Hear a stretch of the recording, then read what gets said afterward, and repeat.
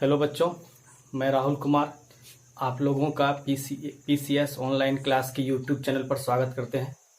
तो बच्चों, आप लोग कैसे हैं? उम्मीद करते हैं कि आप लोग ठीक होंगे और मन लगा के पढ़ रहे होंगे। ठीक है, तो बच्चों आज हम लोग जो है इलेक्ट्रिसिटी से संबंधित एक बहुत ही इंपॉर्टेंट टॉपिक के बारे में बात करने वाले हैं। ठीक है, एक बहुत ही इंपॉर्टेंट टॉपिक के बारे में बात करने वाले हैं जिसको कहते हैं कम्बिनेशन ऑफ रेसिस्टर, यानी प्रतिरोधकों का समूहन। ठीक है, प्रतिरोधकों का समूहन के बारे में क्या करने वाले हैं, बात करने वाले हैं। ठीक है, जिसको हम लोग कहते हैं कम्बिनेशन ऑफ रजिस्टर यानी प्रतिरोधकों का समूहन, इसके बारे में बात करेंगे। ठीक, तो देखिए सबसे पहले हम स्टार्ट करने से पहले हम लोग कुछ पहले बेसिक समझते हैं कि प्रतिरोधकों का समूहन होता है क्या है, प्रतिरोधकों का समूहन कहते हैं किसे हैं। ठीक है, उसको समझने से पहले हम लोग थोड़ा सा बेसिक समझते हैं। ठीक, सबसे पहले हम लोग चलते हैं प्रतिरोधक पे। प्रतिरोधक होता है क्या, प्रतिरोधक किसे कहते हैं। ठीक है, तो देखिए प्रतिरोधक क्या हो जाएगा, तो जैसे मान लेते हैं एक एग्जाम्पल लेते हैं, जैसे मान लेते हैं एक लोहा का टुकड़ा लिए। क्या लिए, लोहा का टुकड़ा। जब इससे एक मान लेते हैं लोहा का टुकड़ा है, ठीक है, और जब इससे हम लोग क्या करेंगे, इलेक्ट्रिसिटी भेजेंगे इस लोहा का टुकड़ा से, तो लोहा जो है इलेक्ट्रिसिटी के प्रभाव का क्या करेगा, विरोध करेगा। ठीक है, लोहा जो है जब इससे हम लोग इलेक्ट्रिसिटी को भेजेंगे तो लोहा इलेक्ट्रिसिटी के प्रभाव का क्या करेगा, विरोध करेगा। ठीक है, लोहा का जो कण है वो इलेक्ट्रिसिटी के प्रभाव का क्या करेगा, विरोध करेगा। ठीक है, तो यही जो इलेक्ट्रिसिटी के प्रभाव का विरोध करने का जो प्रॉपर्टी होता है उसी को हम लोग क्या कहते हैं, प्रतिरोध कहते हैं। ठीक है, क्या कहते हैं, प्रतिरोध कहते हैं। ठीक है, तो लोहा में क्या है, प्रतिरोध है। क्यों है प्रतिरोध, क्योंकि इलेक्ट्रिसिटी के प्रभाव का ये कुछ ना कुछ विरोध करता है। ठीक है, हर एक मैटर में क्या होता है, प्रॉपर्टी होता है कि जब उससे इलेक्ट्रिसिटी का प्रभाव करेंगे तो वो इलेक्ट्रिसिटी के प्रभाव का क्या करेगा, विरोध करेगा। ठीक, उसी प्रकार लोहा भी करता है इलेक्ट्रिसिटी के प्रभाव का विरोध, यानी इसमें क्या है, प्रतिरोध है। तो आप लोग को बताए थे कि वैसा पदार्थ जिसमें प्रतिरोध पाया जाता है उसको क्या कहते हैं, प्रतिरोधक कहते हैं। तो बताइए इस लोहा का टुकड़ा में प्रतिरोध है कि नहीं है, हाँ है। तो इस लोहा के टुकड़े को हम लोग क्या बोलेंगे, तो इस लोहा के टुकड़े को हम लोग बोलेंगे प्रतिरोधक। ठीक है, रेसिस्टर बोलेंगे, क्या बोलेंगे, रेसिस्टर बोलेंगे। ठीक है, प्रतिरोधक आराम से हम लोग बोल सकते हैं। ठीक है, चांदी का टुकड़ा ले ले, उसको भी क्या कर सकते हैं हम लोग, प्रतिरोधक कर सकते हैं, क्योंकि उसमें भी कुछ ना कुछ मात्रा में प्रतिरोध पाया जाता है। या हम नाइक्रोम का वायर ले ले, उसको भी हम लोग प्रतिरोधक कह सकते हैं, क्योंकि उसमें भी क्या होता है, कुछ ना कुछ मात्रा में प्रतिरोध पाया जाता है। ठीक है, तो ये हो गया प्रतिरोधक, आप लोग समझ गए। ठीक है, अब देखिए प्रतिरोधक, देखिए हर एक, जैसे कोई भी मेटल के बारे में बात करें, चांदी ले, ठीक है, या लोहा ले या नाइक्रोम ले, सब में क्या होता है, प्रतिरोध पाया जाता है। ठीक है, किसी में अधिक किसी में कम। तो बताएं कि जिस भी मेटल में प्रतिरोध पाया जाता है उसको क्या बोलेंगे, प्रतिरोधक कहेंगे। ठीक है, अब जैसे बात कर रहे हैं किसके बारे में, कि प्रतिरोधक यानी बोल रहे हैं कि हर एक मेटल जिसमें या हर एक वस्तु जिसमें प्रतिरोध है उसको प्रतिरोधक कहते हैं। ठीक है, जिस प्रकार हम लोग आपको जो है, हम जो है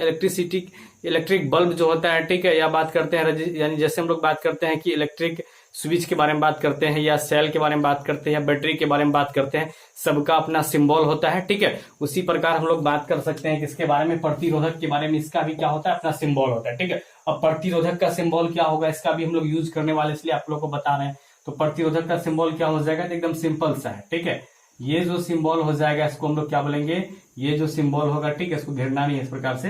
ठीक है, ये जो सिंबल है, ये डायग्राम जो बना रहे हैं, ठीक है, ये जो डायग्राम बना है ये किसका सिंबल है, प्रतिरोधक का। ठीक है, ये जो डायग्राम बना है ये किसका सिंबल है, ये प्रतिरोधक का सिंबल है। बच्चों आप लोगों को याद रखना है, ध्यान में रखना है कि प्रतिरोधक का सिंबल कैसा होगा। तो ये जो स्ट्रक्चर बना है ये किसका सिंबल है, प्रतिरोधक का सिंबल है। किसका सिंबल है ये बच्चों, तो ये प्रतिरोधक का सिंबल है। ठीक है, ये जो स्ट्रक्चर बना है किसका सिंबल है, प्रतिरोधक का सिंबल है। ठीक है, अब देखिए, अब हम लोग बात करते हैं कि अब हम लोग बात करेंगे प्रतिरोधकों के समूहन के बारे में। आप लोग को प्रतिरोधक के बारे में समझ में आ गया। ठीक है, तो अब देखिए प्रतिरोधकों का समूहन के बारे में बात करें तो प्रतिरोधकों का समूहन हम लोग दो प्रकार से कर सकते हैं।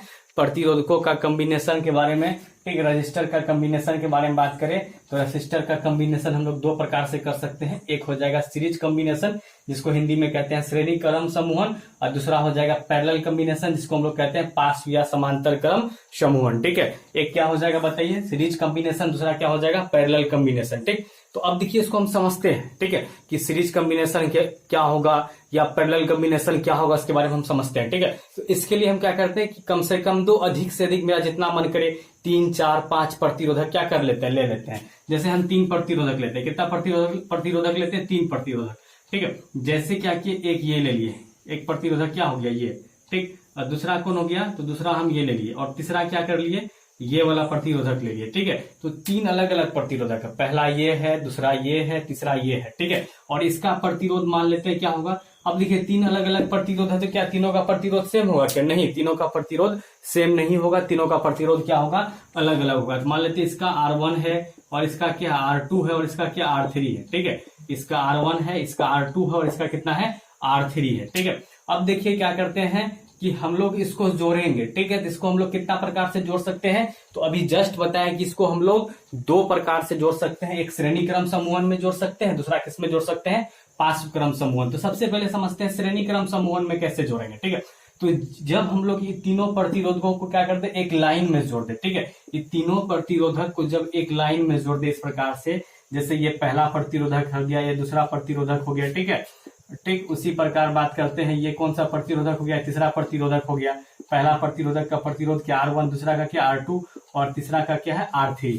तो तीनों प्रतिरोधक को क्या कर दिए हैं? जोड़ दिया आपस में। तो देखिए तीनों किसमें है? एक लाइन में। तीनों किसमें है? एक लाइन में। तो यदि तीनों को इस प्रकार से जोड़े, इस प्रकार से क्या करें? जोड़े, तीनों को एक लाइन में रखे, तो क्या हो जाएगा? इसको हम लोग कहेंगे सीरीज कॉम्बिनेशन यानी श्रेणी क्रम समूहन कहेंगे। ठीक है, यदि तीनों प्रतिरोधक को किसमें जोड़ दे? एक लाइन में जोड़ दे। ठीक है, वही अगर देखिए इसको क्या करते हैं? तीनों को एक दूसरे के क्या करते हैं? समांतर जोड़ देते हैं। तीनों को क्या करते हैं? एक दूसरे के समांतर जोड़ देते हैं। ठीक है, तीनों प्रतिरोधकों को क्या करते हैं? एक दूसरे के समांतर यदि जोड़ दे, ठीक है, एक दूसरे के क्या कर दे? समांतर यदि जोड़ दे। देख रहे हैं ये इसके समांतर और ये इसके समांतर, यानी तीनों आपस में क्या है?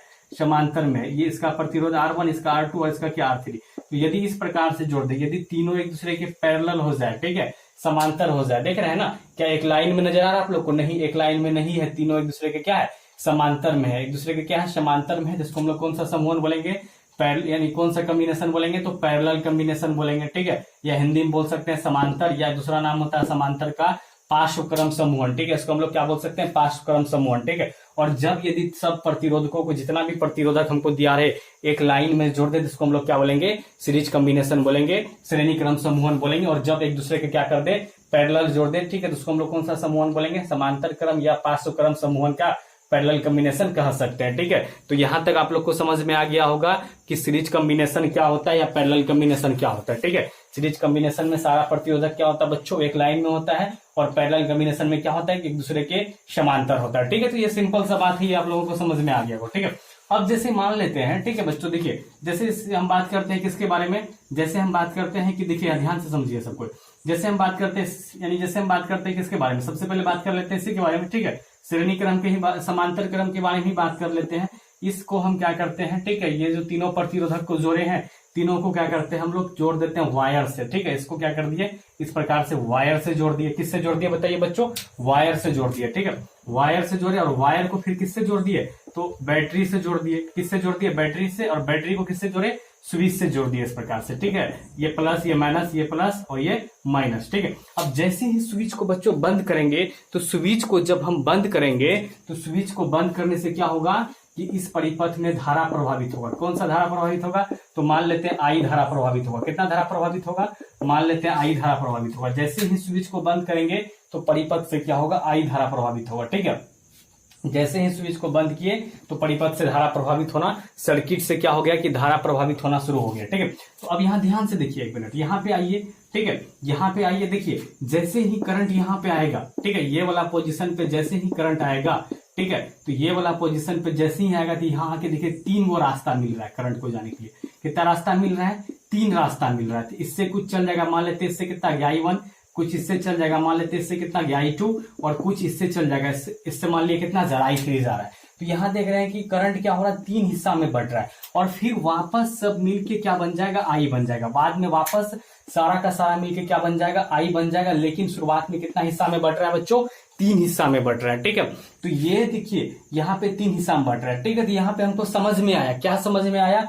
कि जब प्रतिरोधक क्या हो? समांतर क्रम में यानी पैरेलल कॉम्बिनेशन में जुड़ा हो। जब प्रतिरोधक यानी रेसिस्टर पैरेलल कॉम्बिनेशन में हो, ठीक है, तो देखिए तीनों रेसिस्टर से क्या हो रहा है? अलग अलग धारा जा रहा है। ठीक है, इससे I जा रहा है, इससे I1 जा रहा है, इससे क्या जा रहा है? I2 जा रहा है, इससे कितना जा रहा है? I3 जा रहा है। क्या तीनों से सेम धारा जा रहा है? क्या नहीं, तीनों से सेम धारा नहीं जा रहा है, क्योंकि यहाँ पे आने के बाद धारा क्या हो जा रहा है? तीन पार्ट में बढ़ जा रहा है। इससे I1 जा रहा है, इससे क्या जा रहा है? I2, और इससे कितना जा रहा है? I3 जा रहा है। ठीक है, तो तो हम लोग समझे कि जब भी प्रतिरोधक को हम लोग पैरेलल कॉम्बिनेशन में जोड़े तो सारा प्रतिरोधक से क्या होगा, अलग अलग धारा आ जाएगा। ठीक है, तो ये बात समझ में आया, यहां से हम लोग को एक पॉइंट मिला। और दूसरा बात करते हैं इस सब का विभवांतर के बारे में, यानी पोटेंशियल डिफरेंस के बारे में बात करते हैं। ठीक है, जैसे इस प्रतिरोधक का पोटेंशियल डिफरेंस क्या होगा, तो इस प्रतिरोधक का पोटेंशियल डिफरेंस क्या होगा बीच वाला का, या लास्ट वाला का यानी नीचे वाला का पोटेंशियल डिफरेंस के बारे में बात करें क्या होगा। तो ठीक है, तो देखिए ये वाला इस वाले के बारे में बात करते हैं। ठीक है, ऊपर वाले के बारे में, इसका एक एंड पॉइंट ये है और दूसरा एंड पॉइंट ये है। ठीक है, और एक बीच वाले के बारे में बात करते हैं। जैसे मान लेते हैं इसका नाम ए दे दिए, इसका नाम क्या दे दिए पी। इस बीच वाले के बारे में बात करते हैं, इसका भी एंड पॉइंट ये है एक, और दूसरा कौन है, ये है। ठीक है, और नीचे वाले के बारे में बात करते हैं, इसका भी एंड पॉइंट एक बी है और दूसरा क्या है, ए है। ठीक है, एक ए है और एक क्या है, बी है। तो देख रहे हैं कि तीनों प्रतिरोधक का एंड पॉइंट क्या है, सेम है। ठीक है, इसका भी ए बी है, इसका भी ए बी है और इसका भी क्या है, ए बी है। और मान लेते हैं कि पॉइंट ए और बी के बीच का जो पोटेंशियल डिफरेंस है, पॉइंट ए और बी के बीच का पोटेंशियल डिफरेंस पता है ना, पोटेंशियल डिफरेंस क्या होता है, तो किन्हीं भी दो बिंदुओं के बीच के पोटेंशियल डिफरेंस को क्या कहते हैं, पोटेंशियल डिफरेंस कहते हैं। तो पॉइंट ए और बी के बीच का पोटेंशियल डिफरेंस कितना बच्चों, तो मान लेते हैं पॉइंट ए और बी के बीच का पोटेंशियल डिफरेंस कितना भी है। ठीक है, तो बताइए पहला प्रतिरोधक का भी यानी बात करते हैं कि एंड पॉइंट क्या क्या है, ए बी है, तो इसका भी पोटेंशियल कितना हो जाएगा, भी हो जाएगा। ठीक है, क्यों, क्योंकि ए बी के बीच का पोटेंशियल डिफरेंस कितना है, भी है। उसी प्रकार दूसरा प्रतिरोधक के बारे में बात करते हैं, इसका भी पोटेंशियल कितना हो जाएगा बच्चों, भी हो जाएगा। क्यों, क्योंकि इसका भी एंड पॉइंट क्या है, ए बी है। और उसी प्रकार तीसरा हम लोग प्रतिरोधक के बारे में बात करें तो इसका भी पोटेंशियल क्या हो जाएगा, भी हो जाएगा। क्यों, क्योंकि इसका भी एंड पॉइंट क्या है, ए बी है। तो एक बात समझ में आया। ठीक है, एक बात क्या समझ में आया हम लोग को यहाँ से कि यदि हम लोग क्या करें, प्रतिरोधकों को समांतर क्रम यानी पैरेलल कॉम्बिनेशन में जोड़े और आप लोग से क्वेश्चन पूछ दिया जाए कि पैरेलल कॉम्बिनेशन में जोड़ने पे क्या होगा, तो आप लोग बताइएगा कि एक प्रतिरोधक से जो धारा गुजरेगा क्या वो सेम गुजरेगा कि अलग अलग गुजरेगा। तो आप लोग देख रहे हैं कि यह धारा 3 पार्ट में बढ़ जा रहा है। ठीक है, इससे आई जा रहा है I1, इससे I2, I3 जा रहा है। तो क्या तीनों से सेम धारा जा रहा है, क्या नहीं जा रहा है, तीनों से क्या होता है, अलग अलग धारा जाता है। ठीक है, श्रेणी क्रम में जोड़ने से, ठीक है, सीरीज पैरेलल कॉम्बिनेशन में जोड़ने से क्या होता है कि हर एक प्रतिरोधक से अलग अलग धारा जाता है। ठीक है, लेकिन देखिए हर एक प्रतिरोधक के बीच का यानी सिरों के बीच के विभवांतर के बारे में बात करें, जब हम लोग जब हम लोग समांतर क्रम में जोड़े रहते हैं तो सबका विभवांतर क्या आ रहा है, भी आ रहा है। क्या आ रहा है, भी आ रहा है। ठीक है, तो यहां से एक बात समझ में आया कि जितना भी प्रतिरोधक को हम लोग क्या करते हैं, समांतर क्रम में जितना भी प्रतिरोधक है सबको यदि जोड़ दे तो सबका विभवांतर क्या होगा, सेम होगा। सबका विभवांतर क्या होगा, सेम होगा, लेकिन सबसे धारा क्या होगा, अलग अलग जाएगा। ये बात आप लोगों को यहाँ पे क्लियर हो गया होगा। ठीक है, कि यदि पैरेलल कॉम्बिनेशन में जोड़े प्रतिरोधकों को तो हर एक प्रतिरोधक से क्या होता है, अलग अलग धारा जाता है, लेकिन सबका जो है विभवांतर क्या होता है, सेम होता है। क्यों, क्योंकि सबका एंड पॉइंट सेम है, इसका भी ए बी है, इसका भी ए बी है और इसका भी ए बी है, तो सबसे क्या होगा, सेम धारा आ जाएगा। ठीक है, तो यहाँ हम लोग को दो बात समझ में आया कि समांतर क्रम में यदि प्रतिरोधक जुड़ा रहे तो अलग अलग धारा जाता है और सबके सिरों के बीच का विभवांतर क्या होता है, सेम होता है। ठीक है, सबका जितना भी प्रतिरोधक है सबका विभवांतर क्या हो जाएगा, सेम हो जाएगा। ठीक है, तो ये बात हो गया किसके बारे में बच्चों, पैरेलल कॉम्बिनेशन के बारे में। क्या धारा अलग अलग लेकिन विभवांतर सेम। ठीक, उसी प्रकार हम लोग बात कर लेते हैं बच्चों सीरीज कॉम्बिनेशन के बारे में। किसके बारे में बात कर लेते हैं, सीरीज कॉम्बिनेशन में क्या होगा। ठीक है, तो सीरीज कॉम्बिनेशन में देख रहे हैं कि तीनों प्रतिरोधक को जब एक लाइन में जोड़े जिसको हम लोग सीरीज कॉम्बिनेशन कहते हैं, यानी श्रेणी क्रम समूहन कहते हैं। ठीक है, अब देखिए इसको भी हम लोग क्या किए, वायर से जोड़ दिए। ठीक है, वायर से जोड़ दिए। उसके बाद बच्चों किससे जोड़े, सेल से जोड़ देते हैं, यानी बैटरी से जोड़ देते हैं बच्चों। उसके बाद स्विच को क्या करते हैं, लगा दिए हम लोग। ठीक है, ये प्लस, ये माइनस, ये प्लस और ये माइनस। स्विच को जैसे ही ऑफ करेंगे तो परिपथ से क्या गुजरेगा, धारा गुजरेगा। ठीक है, अब जैसे मान लेते हैं ये एक प्रतिरोधक है, दूसरा प्रतिरोधक ये है, तीसरा प्रतिरोधक क्या ये है। ठीक है, तो पहला प्रतिरोधक का देखिए, ये मान लेते हैं पहला प्रतिरोधक का पहला सिरा है। ठीक है, इसको क्या दे दिए, ए दे दिए, और इसका एक सिरा क्या है, दूसरा सिरा क्या है, बी है। और इसी प्रकार इसके बारे में बात करते हैं, इसका एक सिरा क्या है, बी है, और दूसरा मान लेते हैं यहाँ पे सी है। और इसके बारे में बात करते हैं, इसका एक सिरा सी है और दूसरा कहां से जुड़ा हुआ, डी से। देखिए इसका पहला सिरा ए से और दूसरा सिरा बी से जुड़ा है। इसका पहला सिरा किससे जुड़ा है, बी से, और दूसरा सिरा किससे जुड़ा है, सी से। इसका पहला सिरा किससे जुड़ा है, सी से, और दूसरा सिरा किससे जुड़ा है, डी से। ठीक है, तो ये तीनों किस में है, श्रेणी क्रम में है। ठीक है, यानी श्रेणी क्रम में है, सीरीज कॉम्बिनेशन में है। तो ठीक है, यहाँ पे हम ए बी सी डी 4 बिंदु लिए। कितना बिंदु लिए, 4 पॉइंट लिए हैं, ए बी सी डी। ठीक है, अब जैसे ही स्विच को बंद किए तो इलेक्ट्रिक सर्किट से विद्युत परिपथ से क्या गुजरने लगा, धारा गुजरा। ठीक है, तो देखिए जैसे ही धारा यहाँ पे आएगा, ठीक है, तो देखिए तो धारा को जाने के लिए क्या अलग अलग रास्ता मिल रहा है, क्या नहीं, धारा को जाने के लिए अलग अलग रास्ता नहीं मिल रहा था। ठीक है, जैसे श्रेणी क्रम में देखे, समांतर क्रम में देखे थे अलग अलग रास्ता मिल रहा था, लेकिन क्या यहाँ पे धारा को जाने के लिए अलग अलग रास्ता मिल रहा है क्या? नहीं, यहाँ पे धारा को जाने के लिए अलग अलग रास्ता नहीं मिल रहा है। धारा सीधे चले जाएगा। कैसे चल जाएगा? सीधे। तो इससे भी आई धारा गुजरेगा, क्योंकि अलग अलग रास्ता है ही नहीं। तो इससे भी कितना धारा गुजरेगा बच्चों? आई धारा गुजरेगा। इससे भी कितना गुजरेगा? आई। और इससे भी क्या होगा? ये आई, देखिए ये आई इसमें घुसा, ठीक है, इससे क्या हुआ? इसमें गया आई, और इससे क्या हो गया? इसमें, और वापस क्या हो गया? बाहर निकल गया।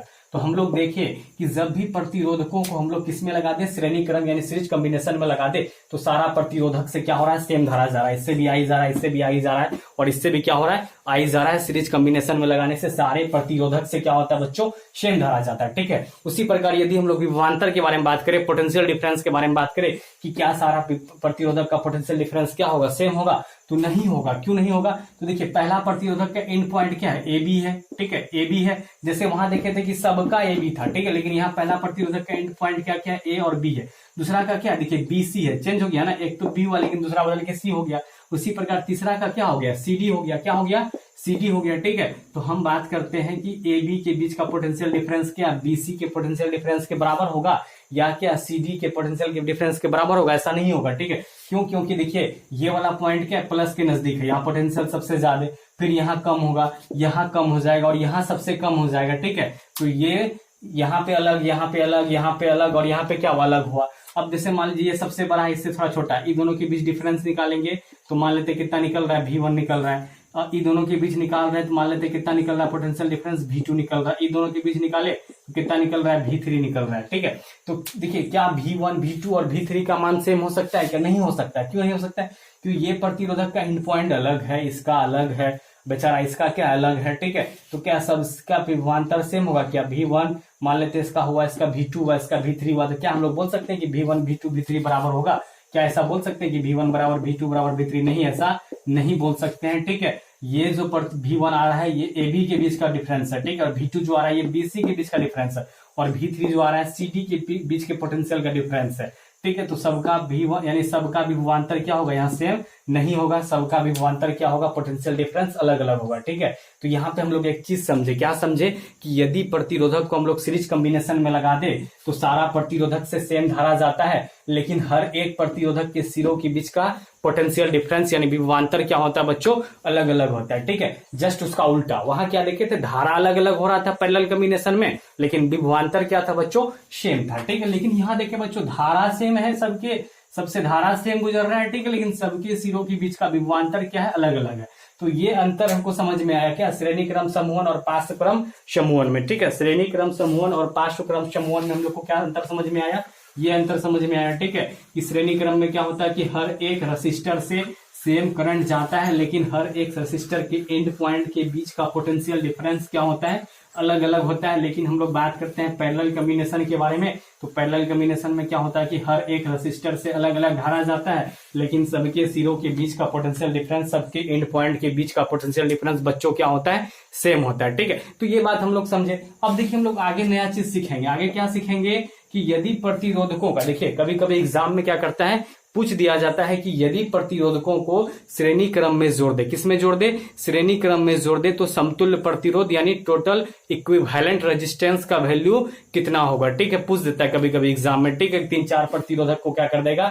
जोड़ देगा और पूछ देगा आपसे इक्विवेलेंट रेजिस्टेंस का मान कितना होगा। ऐसा एग्जाम में क्या करता है? कभी कभी पूछ देता है। ठीक है, तो हम लोग समझते हैं आखिर कैसे निकालेंगे हम लोग इक्विवेलेंट रेजिस्टेंस। ठीक है, यदि हम लोग प्रतिरोधकों को श्रेणी क्रम में जोड़ दे, ठीक, कैसे निकालेंगे? तो हम लोग सीखते हैं आज निकालने के लिए। ठीक है, तो देखिए कैसे निकालेंगे।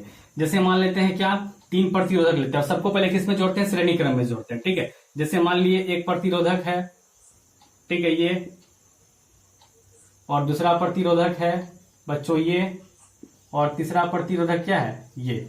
अब जैसे इसका नाम क्या दे दिए? इस पॉइंट का नाम दे दिए बच्चों A, इस पॉइंट का नाम दे दिए B, इसका नाम दे दिए C, इसका नाम क्या दे दिए बच्चों? D दे दिए। ठीक है, अभी सबको वायर से जोड़ देते हैं। किससे जोड़ देते हैं बच्चों?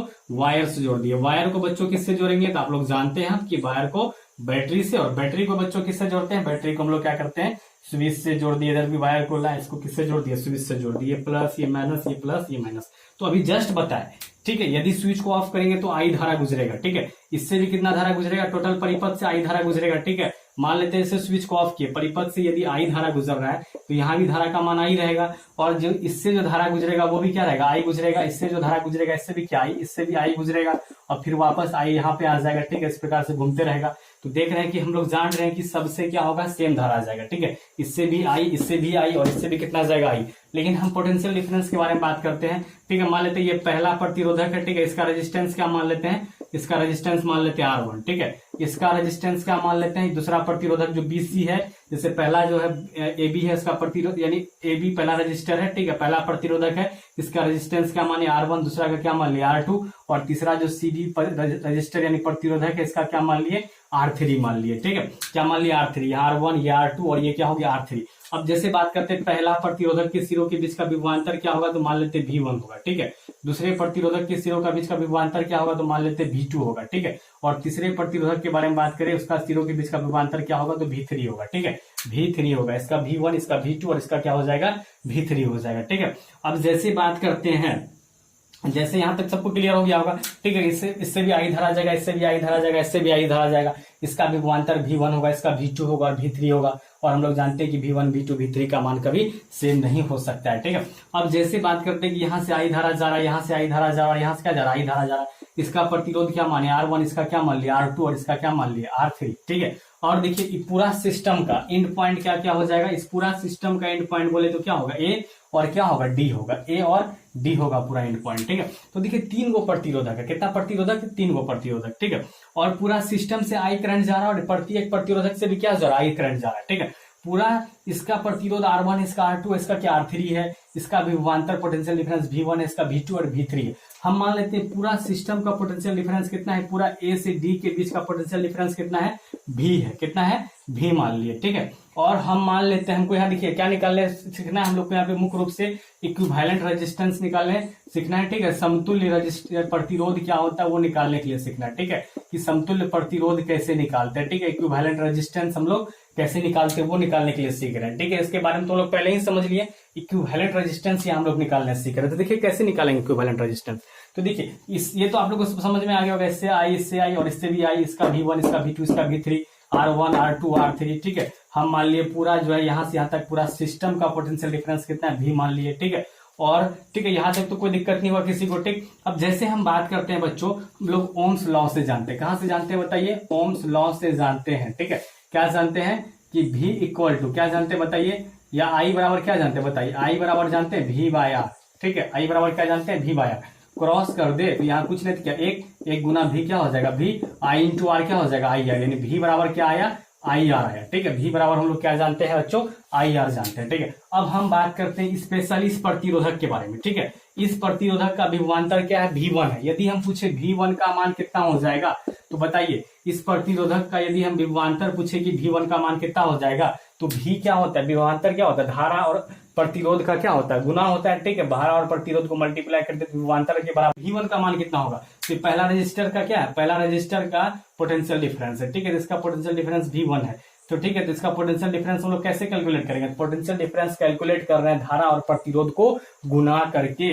तो इससे कितना धारा जा रहा है, आई धारा जा रहा है, और इसका प्रतिरोध क्या R1 है। ठीक है, तो इसका विभवांतर यानी पोटेंशियल डिफरेंस क्या हो जाएगा, IR1 हो जाएगा। ठीक है, अब देखिए दूसरा के बारे में बात करते हैं, इसका पोटेंशियल क्या हो जाएगा। ठीक है, पोटेंशियल डिफरेंस क्या होगा, तो V2 माने हैं, तो V2 का मान किसके बराबर हो जाएगा, तो I इंटू R2 के बराबर हो जाएगा। ठीक है, उसी प्रकार इसके बारे में बात करें कि इसका पोटेंशियल डिफरेंस कितना होगा, क्या माने, V3 माने, तो V3 किसके बराबर हो जाएगा, तो I, इससे भी I धारा जा रहा है, लेकिन इसका प्रतिरोध क्या माने हैं, R3 माने हैं, तो I इंटू R3 के क्या हो जाएगा, बराबर हो जाएगा। ठीक, अब देखिए हम पूरा सिस्टम का यहाँ से यहाँ तक विभवांतर क्या माने, V माने, क्या माने, V, तो V माने। ठीक है, तो V किसके बराबर हो जाएगा, तो V1 प्लस V2 प्लस क्या हो जाएगा, V3 के बराबर हो जाएगा। ठीक है, पूरा यहाँ से यहाँ तक V, इतना सा V1, इतना सा V2, इतना सा V3, तो V1, V2, V3 को जोड़ दे तो क्या V के बराबर नहीं होगा, तो क्या ये लिखना गलत है क्या, नहीं, ये लिखना गलत नहीं है, V बराबर V1 plus V2 plus V3 हो जाएगा। ठीक है, अब देखिए V1 को क्या लिख सकते हैं बताइए, V1 को लिख सकते हैं IR1, V2 को क्या लिख सकते हैं IR2, और V3 को क्या लिख सकते हैं IR3 लिख सकते हैं हम लोग। ठीक है, तो ये आ गया हम लोग को v बराबर। अब देखिए v अपने जगह रहेगा, हम लोग i कॉमन ले लेते हैं, तीनों में i कॉमन है ना, तो क्या बचेगा i r1 प्लस r2 और प्लस क्या हो जाएगा r3 हो जाएगा। ठीक है, तो यहाँ तक बच्चों सबको क्लियर होगा। इसको हम क्या मान लिए, समीकरण 1 मान लिए। क्या मान लिए इसको, समीकरण 1 सबसे कॉमन लिए i, तो r1 r2 r3 बच गया। ठीक, तो ये एक समीकरण मिला। अब देखिए हम पूरा सिस्टम का क्या मान लेते हैं, विभवांतर क्या माने v, और पूरा सिस्टम से प्रत्येक प्रतिरोधक से i धारा जा रहा है, लेकिन पूरा सिस्टम से भी कितना धारा जा रहा है, i धारा जा रहा है। ठीक है, अब मान लेते हैं टोटल प्रतिरोध जो है इस सिस्टम का, क्या मान लेते हैं, इस सिस्टम का पूरा प्रतिरोध RS है। क्या है, RS है। तो यहां भी हम लोग ओम्स लॉ से बोल सकते हैं, ओम्स लॉ से क्या बोल सकते हैं बच्चों, तो ओम्स लॉ से बोल सकते हैं क्या, तो टोटल सिस्टम का प्रतिरोध क्या है, V है, टोटल सिस्टम का धारा क्या है, I है। ठीक है, और टोटल सिस्टम का समतुल्य प्रतिरोध क्या माने हम लोग, टोटल सिस्टम का इक्विवेलेंट रेजिस्टेंस क्या मान लिए, RS। ठीक है, RS क्यों माने, देखिए यहाँ पे S क्यों लिखे, तो हम सीरीज कॉम्बिनेशन के बारे में बात कर रहे हैं, इसलिए यहाँ पे हम S लिखे। ठीक है, तो V किसके बराबर हो जाएगा, IRS के बराबर। ठीक है, जानते हैं विभवांतर धारा और प्रतिरोध का गुना होता है। ठीक है, तो पूरा सिस्टम से I धारा जा रहा है और पूरा सिस्टम का प्रतिरोध क्या माने, RS माने। ठीक, इसको समीकरण 1 मान 2 मान लिए, क्या मान लिए, समीकरण 2। अब देखिए समीकरण 1 और 2 में गौर कीजिए, V जो है इसके भी बराबर है और V जो है इसके भी बराबर है। ठीक है, IRS के भी क्या है, बराबर है, तो यहाँ पे लिख देते हैं। ठीक है, जगह कम है तो समीकरण कहां से, समीकरण 1 एवं 2 से, समीकरण 1 एवं 2 से। ठीक है, समीकरण 1 एवं 2 से क्या हो जाएगा बताइए, तो समीकरण 1 एवं 2 से क्या हो जाएगा बताइए, यानी हम लोग बोल सकते हैं IRS जो है, IRS जो है वो बराबर हो जाएगा किसके, तो I into R1 plus R2 plus R3। ठीक है, I से I कट जाएगा तो RS बराबर क्या हो गया, R1 प्लस R2 और प्लस क्या हो गया, R3। मेरे पास ये फॉर्मूला आ गया, RS बराबर क्या आ गया बताइए, R1 plus R2 plus R3। ठीक है, समतुल्य प्रतिरोध का ये फॉर्मूला आ गया। ठीक, तो एक बात समझ में आया कि यदि हम लोग श्रेणी क्रम में देखिए, श्रेणी क्रम में यदि प्रतिरोधक को जोड़े हैं और उसका यदि समतुल्य प्रतिरोध निकालना हो तो अलग अलग प्रतिरोधकों के प्रतिरोध को डायरेक्ट क्या कर देंगे, जोड़ देंगे। जैसे इसका प्रतिरोध R1 है, इसका क्या R2 है, इसका क्या R3 है, तो समतुल्य प्रतिरोध जो निकाले R1 प्लस R2 प्लस किसके बराबर हो गया, R3 के बराबर। यदि एक और प्रतिरोधक ले लेते हैं, उसका प्रतिरोध यदि R4 हो तो इसमें क्या जोड़ देंगे, R4 जोड़ देंगे। उसी प्रकार मान लीजिए जितना प्रतिरोधक लेते जाएंगे, ठीक है, यदि वो सबको श्रेणी क्रम में जोड़े हैं तो सारा प्रतिरोध को क्या करते जाएंगे, जोड़ते जाएंगे। ठीक है, जितना प्रतिरोध आएगा, जितना भी प्रतिरोधक रहेगा, सबका प्रतिरोध को क्या करते जाएंगे, जोड़ते जाएंगे। ठीक है, अब इससे संबंधित एक क्वेश्चन हम लोग बना लेते हैं। क्या बना लेते हैं, इससे संबंधित एक क्वेश्चन बना लेते हैं। ठीक है, यहाँ तक सबको समझ में आ गया होगा बच्चों, उम्मीद है। ठीक है, क्या किए, समीकरण 1 और 2 को बराबर किए। ठीक है, जब बराबर किए तो कटाए, I से I कट गया तो RS बराबर R1 plus R2 plus R3 हो गया। ठीक है, तो समतुल्य प्रतिरोध क्या हो गया, अलग अलग प्रतिरोधकों के योग के क्या हो गया, बराबर हो गया। अब जितना प्रतिरोधक लेंगे, 5 को प्रतिरोधक लेंगे तो सबका प्रतिरोध को क्या कर देंगे, जोड़ देंगे और समतुल्य प्रतिरोध क्या कर देंगे, निकाल देंगे। ठीक है, तो एक छोटा सा एग्जाम्पल लेते हैं तेजी से। ठीक, जैसे एक एग्जाम्पल लिए, एक प्रतिरोधक है, दूसरा ये प्रतिरोधक है, तीसरा ये प्रतिरोधक है, और एक ले लेते हैं, ये चौथा प्रतिरोधक है। मान लेते हैं इसका प्रतिरोध का ऐसा यूनिट ओम होता है, 4 ओम है, इसका कितना है, 5 ओम है। ठीक है, इसका मान लेते हैं 6 ओम है और इसका क्या है, 3 ओम है। ठीक है, तो मान लेते हैं ये पहला प्रतिरोधक, ये दूसरा है, ये तीसरा, ये चौथा है। तो इसका प्रतिरोध मान लेते हैं ये R1 है, ये क्या R2 है, ये क्या R3 है। ठीक है, और ये क्या R4 है। यदि हमको समतुल्य प्रतिरोध निकालना हो, RS निकालना हो, तो कैसे निकालेंगे, तो बताया ना कि सारा को क्या करते हैं, जोड़ देते हैं। तो R1 R2 R3 सबको क्या कर देंगे, जोड़ देंगे डायरेक्ट। ठीक है, कुछ नहीं करना है, डायरेक्ट जोड़ देंगे, समतुल्य प्रतिरोध निकल जाएगा। तो R1 का मान कितना ओम है, 4 ओम है, तो यहाँ 4 ओम लिख देंगे। R2 का मान कितना ओम है, तो 5 ओम है, तो यहाँ 5 ओम लिख देंगे। यहाँ कितना ओम है, R3 का मान 6 ओम है, तो 6 ओम लिख देंगे। R4 का मान कितना ओम है, 3 ओम है, तो यहाँ पे 3 ओम लिख देंगे। ठीक है, सबको जोड़ेंगे, 5 4 9 6 15 3 18। ठीक है, 5 4 9 9 6 15 3 18, टोटल ओम कितना, टोटल प्रतिरोध कितना हो गया, 18 ओम हो गया। मेरा मन किया नहीं, एक और जोड़ दीजिए यहाँ पे। ठीक है, एक और जोड़ दीजिए, इसका प्रतिरोध 2 ओम है, तो क्या कर देंगे, यहाँ पे R5 मान लेंगे इसको, और यहाँ पे क्या लिख देंगे, R5, यहाँ क्या आ जाएगा, 2 आ जाएगा। ठीक है, 18 प्लस 2 ओम कितना हो जाएगा, 20 ओम आ जाएगा। ठीक है, तो इस प्रकार से क्या कर सकते हैं हम लोग, यदि हम लोगों को प्रतिरोधक से श्रेणी क्रम में दिया रहे, समतुल्य प्रतिरोध निकालने के लिए पूछा जाए, तो जितना प्रतिरोधक है सबका प्रतिरोध को डायरेक्ट क्या कर देंगे, जोड़ देंगे। ठीक है, तो इसके बारे में बच्चों हम लोग बात करेंगे कि जब हम प्रतिरोधक पार्श्व क्रम या समांतर क्रम में जुड़ा रहे तो हम लोग कैसे समतुल्य प्रतिरोध निकालेंगे, जिसके बारे में बात करेंगे बच्चों हम लोग अगले लेक्चर में। ठीक है, तो आज इतना ही रहने देते हैं। ठीक है, फिर हम लोग मिलते हैं अगले दिन। तो बच्चों, तो आज उम्मीद करते हैं कि आप लोग को आज का लेक्चर अच्छा लगा होगा और समझ में आया होगा। ठीक है, तो बच्चों, यदि आप लोग को लेक्चर समझ में आता है या वीडियो आप लोग रेगुलर देखते हैं, ठीक है, तो आप लोग जरूर इसको लाइक कीजिए, कमेंट कीजिए, सब्सक्राइब कीजिए। ठीक है, चैनल को, इसके अलावा शेयर भी कीजिए। ठीक, और बात करते हैं, यदि कोई कमी हो या कोई इम्प्रूवमेंट का जरूरत हो तो कमेंट बॉक्स में जरूर लिख के क्या कीजिए, आप लोग बताइए। ठीक है, तो आज के लिए इतना ही रहने देते हैं, धन्यवाद।